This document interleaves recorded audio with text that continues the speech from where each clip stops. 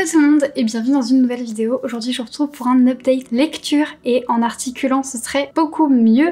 N'hésitez pas d'ores et déjà à vous abonner, à activer la petite cloche et à la fin de la vidéo, si ça vous a plu, à laisser un commentaire, à partager. Aujourd'hui je vous retrouve pour un petit update lecture spécial romance, donc j'en ai pas non plus beaucoup parce que j'ai pas lu 1 million de romances, mais j'ai lu de la romance. Alors je préviens d'ores et déjà que ils sont tous en anglais, mais ils sont pas traduits. Non, mais plus sérieusement, ils sont tous très accessibles je trouve, et c'est des auteurs dont les premiers livres ont été traduits. Donc a fortiori, les livres là vont être traduits à un moment donné, et il y a quand même moyen de découvrir l'auteur en français. Du coup, qu'est-ce qui s'est passé dans ma tête, moi qui ne lis jamais de romance? En mai, il y avait le mois de la fantasy, et donc j'ai lu beaucoup de fantasy, et à la fin du mois de mai, j'ai eu le sentiment d'avoir besoin de quelque chose de plus tranquille, de plus doux, de plus... voilà, de plus détente quoi. En plus, il y avait les beaux jours qui arrivaient, et tout ça, ça m'a donné des vibes très romance, contemporain, etc. Sauf que c'est des genres que je préfère lire en anglais, et donc j'ai été chercher un petit peu. Je vais en librairie et je tombe sur quoi? People We Meet on Vacation de Emily Henry, qui est genre la romance dont tout le monde parle en ce moment, enfin l'autrice de romance, avec Beach Reads et Book Lovers qu'elle a écrit. Et du coup je l'ai acheté, je me suis dit pourquoi pas. Dans la foulée j'en ai commandé d'autres en anglais sur des sites en anglais qui sont pas encore arrivés, mais je peux déjà vous en citer deux que j'espère lire bientôt. J'espère qu'ils arriveront en juillet-août.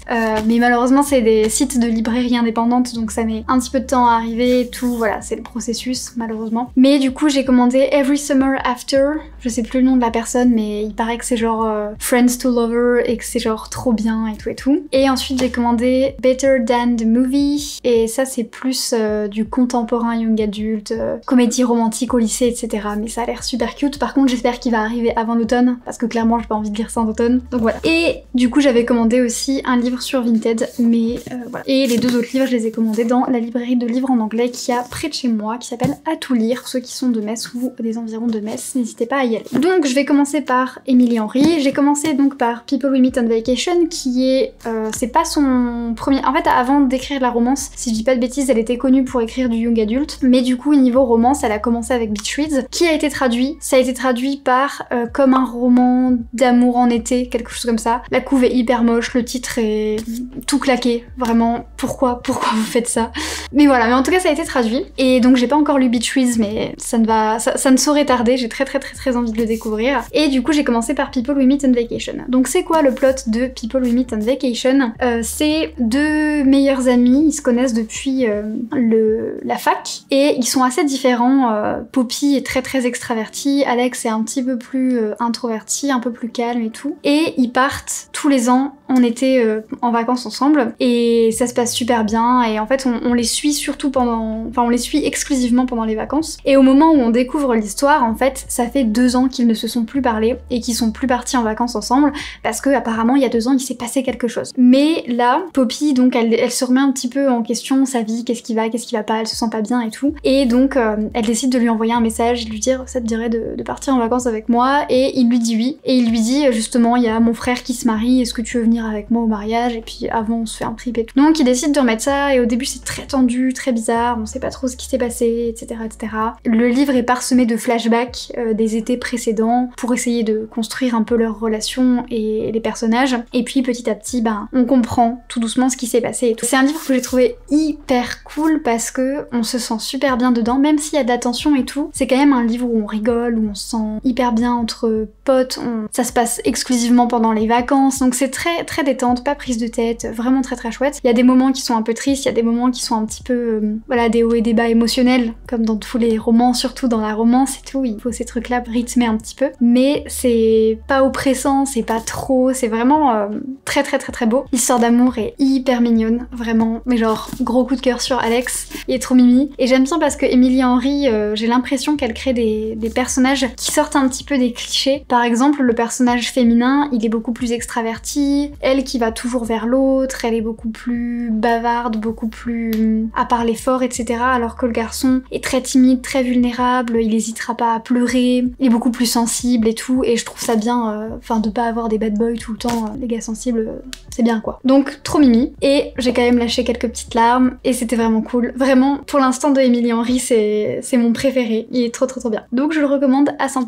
Ensuite, dans la foulée, j'ai lu Book Lovers de Emily Henry parce que j'en voulais plus, et et j'arrivais pas à lire autre chose. Et donc ici c'est une romance enemies to lover, donc on suit une femme qui est très prise dans son travail, elle s'appelle Nora, ouais Nora, elle est très prise dans son travail, elle est à New York, elle est très connue dans ce qu'elle fait, elle est agent littéraire il me semble, et un jour elle va rencontrer un éditeur qui lui aussi est très connu dans son travail et il va pas accepter le bouquin qu'elle lui propose et il va être un peu froid, un peu distant, instantanément elle le déteste, voilà, relation de haine assez folle, et elle va partir en vacances avec sa sœur dans une toute petite ville des États-Unis, un peu en mode romance de Noël dans un tout petit hameau là, et en fait elle va tomber sur ce gars, et donc ils vont être obligés de se côtoyer pendant toutes les vacances. Donc bon, que va-t-il se passer? Je vous le donne en mille, ils vont tomber amoureux en fait. Mais c'est plus compliqué que ça parce que ils ont tous les deux un background et tout, qu'est-ce qui se passe? Enfin bon, j'ai l'impression qu'une romance, dès qu'on la résume trop, on a déjà dit la fin de l'histoire, mais voilà, il y a plein de problématiques qui se soulèvent au fur et à mesure. Il y a une très belle relation entre les deux sœurs qui est très très chouette aussi. C'est un livre qui est beaucoup plus axé famille aussi, plus que juste romance. C'est super bien. L'autrice, elle retourne beaucoup de clichés des romances et des films un petit peu cucu et des trucs de Noël un peu gnégné aussi. C'est hyper bien à lire pendant les vacances parce que du coup ça se passe pendant les vacances. Donc il y a cette aura là qui est très très chouette. Donc non, vraiment c'était hyper bien. Et autant celui-là, il est un peu spicy, mais tranquille, celui-là il est méga spicy, méga. Et il y a une tension qui est tenue pendant tout le livre, enfin c'est... Voilà, sur l'échelle de spicitude il est au-dessus. Par contre, il y a juste un petit bémol qui m'a énervée et qui a fait que c'était pas un coup de cœur. J'en parle dans le vlog où je découvre ce livre, mon premier 24 heures readathon. Voilà, ça peut paraître rien, mais moi ça m'a un peu fait tiquer et malheureusement ça fait que j'ai un sentiment mitigé sur le livre. Enfin, il a été très bien, ça a été une très bonne lecture, je l'ai lu en moins de 24 heures, c'était génial, mais à cause de ce petit truc, ça couaque un petit peu. Et enfin le dernier, parce que ça a été l'update lecture le plus rapide de l'histoire de la planète, il s'agit de The Road Trip de Bess O'Leary. Bess O'Leary qui avait écrit The Flatshare et The Switch, et The Flatshare il a été traduit en français, Le jour toi, la nuit moi, un truc comme ça, encore une fois, couverture, pas très belle, titre éclaté au sol, bon. Mais du coup The Flatshare j'avais adoré, c'est une de mes romances préférées, hyper mignon, et donc quand j'avais vu que Bess O'Leary sortait un nouveau roman, j'ai dit let's go. Donc je l'ai acheté sur Vinted, trop contente. Et donc The Road Trip c'est quoi? C'est une nana et sa sœur, comment elle s'appelle la nana? Addie, je l'aurais pas retrouvée hein. Donc Addie et sa sœur, elles partent faire un road trip pour se rendre au mariage d'une de leurs amies. Et assez rapidement au début du road trip, elles ont un tout petit accident avec une autre voiture, mais un accident assez grand pour que l'autre voiture doive partir en réparation. Et en fait, il se trouve que dans cette autre voiture, il y a l'ex de Addie, Dylan, et son pote Marcus. Et ça fait 1 an et demi, 2 ans qu'ils ont rompu, et donc elle est en mode ok, trop chelou.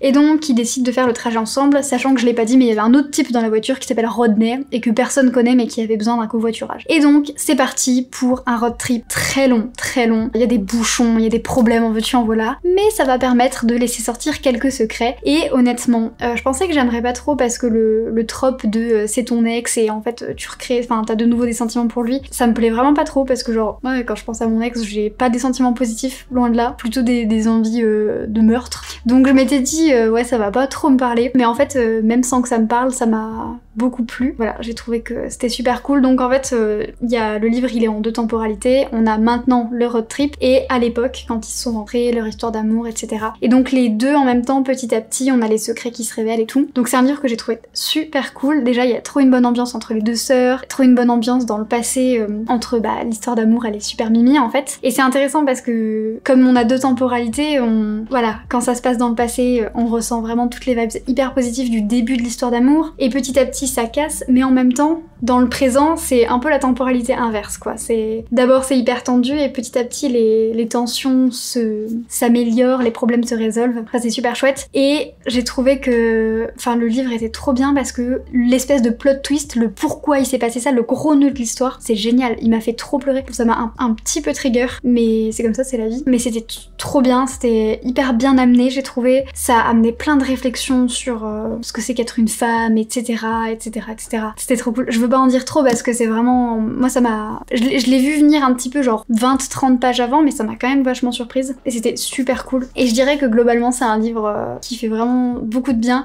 Il y a juste ce petit truc qui fait que je peux pas le classer comme feel good parce qu'il m'a quand même fait pas mal pleurer, mais c'est un coup de cœur absolu, vraiment gros coup de cœur. Donc voilà la petite Amita Books qui se met à lire de la romance, voilà ce que ça donne. J'ai pas tapé dans du truc très original, hein. J'ai pris vraiment les trucs de base que tout le monde a peut-être déjà lu. Je sais que c'est en anglais, c'est relou, mais donc bon, The Flatcher qui était super bien aussi, il a été traduit, donc n'hésitez pas, si vous voulez pas lire en anglais, vous pouvez lire The Flatcher. Et le premier roman de Emily Henry a aussi été traduit, donc pareil, n'hésitez pas. Je l'ai pas lu, mais bon, apparemment il est génial. Et les Emily Henry, ils sont hyper accessibles en anglais, je trouve. À la limite, The Road Trip, il est un petit peu moins accessible parce que Emily Henry, c'est de l'anglais américain, alors que ici, c'est de l'anglais britannique. Et je trouve que l'anglais britannique est toujours un peu plus difficile dans les dialogues, l'argot, etc. Peut-être parce qu'on est confronté au quotidien à plus d'anglais américain, je sais pas, mais je trouvais que cela était plus facile, quitte à commencer par quelque chose. Et bien, sur ce, je vous souhaite une très bonne semaine, de très bonnes lectures, et merci d'avoir regardé la vidéo jusqu'au bout, j'espère que ça vous a plu. N'hésitez pas à me conseiller aussi des romances, on sait jamais, si j'ai toujours envie d'en lire après, et puis n'hésitez pas à me dire celles que vous avez déjà lues ou non.